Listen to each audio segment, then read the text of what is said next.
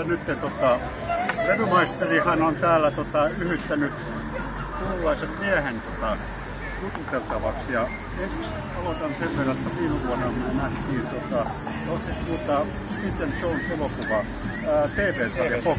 Joo, on. Mikä sulla on suhtautuminen leffoihin ja näihin TV-sarjoihin? No, kyllähän se on aika intohimoinen ja ammatinkin puolesta, kun on tullut tehtyä kaikkia älämyöneitä telkkaria ja leffoja, niin se tulee niin työkin puolesta. Mutta muutenkin mä oon aina ollut kiinnostunut kaikenlaisista eri tuotannoista, eri genreistä ja sitten kaikkea semmoisia helmiä niin kuin sultakin löytyy tällaisista tilaisuuksista niin kuin tämä. Kyllä.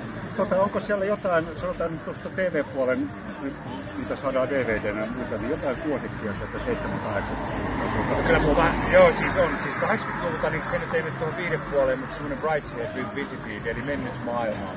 Niin ja sitten semmoinen The Edge of Darkness, toi Pimeyden ytimessä. Ne on niin telkkasarjojen kaksi niin mun mielestä niin vieläkin vähän niin ylittämättömiä sarjoja, mutta sitten tuolta viihdepuolelta totta kai siellä on kaikenlaista Pitkä Jussin Majataloa ynnä muuta, mitä kaikkea. Ja sitten suomalaisista tuotannosta mä oon tykännyt noita Hardwickin erilaisia juttuja. No, on vähän sama kuin mullakin on, ja mulla ehkä nousee sitten enemmän tää huumoripuoli tai jotain, että mulla on tää Auf Wiedersehen on semmonen. Joo, siis, nää englantilaiset työkaverit siellä keikolla.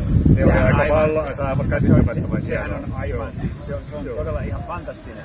Mutta siis kyllä, ja onhan niin kuin sanoit tuossa hei muuru vai mikä se suomalainen käännös. Joo, niin näkeviin vaan muuru. Näkeviin vaan muuru, niin sehän on ihan fantastinen, mutta että niin sillain noin tuli mulle mieleen. Mutta just joo. Ja fantastinen toi. Ja mäkin olen nyt katsonut, kun mulla rikkoontuu televisio ja mulla ei ollut äly-TVtä, niin mulla on sitten kans valtavasti noita TVtä. Nyt Kolonpojat ei tuudesta. Oi. Kyllä se Peter Falk on kyllä vallottava äijä, että se taitava ja ihan mielettömän hieno sarja.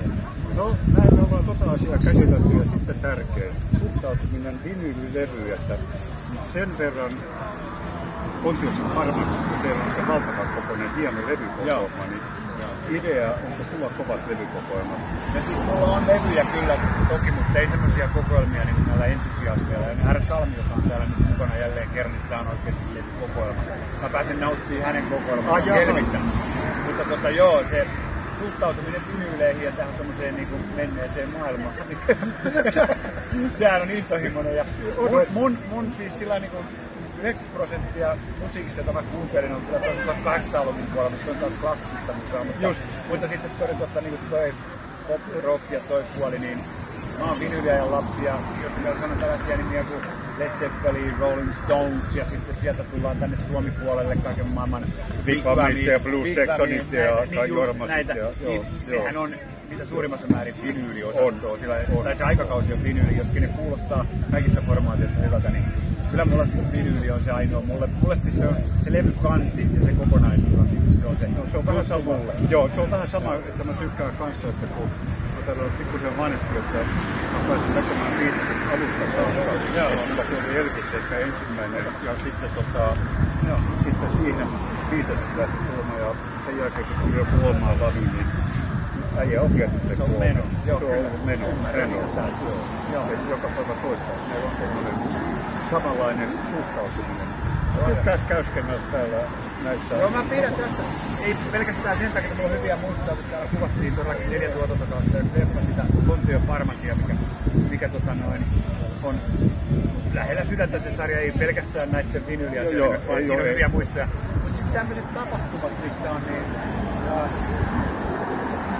koko luokka on inhimillinen ja sitten täällä on äärimmäisen kiva yhteisöllinen henki. Joo, mä tykkään Pokkapiirsistä kanssa. Tungen itseni vaikka nyt on tästä myyntiä ei ole mitään ihmistä. Mutta sitten puhuttiin se riittää mulle. Joo, ja sehän on. Ei tänne miljonääriksi kukaan on tullut itseensä tahkoon myynnöllä. Tämä on kiva paikka. Mä luulen nyt, että meillä on Facebook-minuutit tässä näin aika lailla. Jumalaton kiitos. Ja levymaisteri tässä lopettelee ja Mika ottaa nyt vähän kuvaa täältä, että iso kiitos Siljalle hienosta Elvis-paidasta. Ja iso kiitos Rolling Stonesille uudesta oivallisesta Hackney Diamonds LP:stä, joka tuossa vähän aikaa. Joo, se pitää kyllä hankkia. Se on erittäin suosittelen.